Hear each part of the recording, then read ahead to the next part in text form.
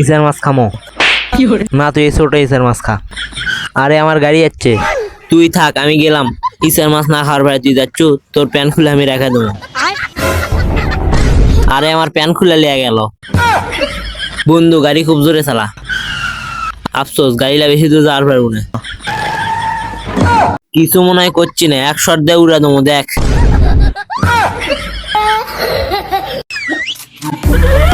সমস্যা নেই, আমার কাছে পাগলা করা আছে, তোর কাছে দেখা ছাড়বো।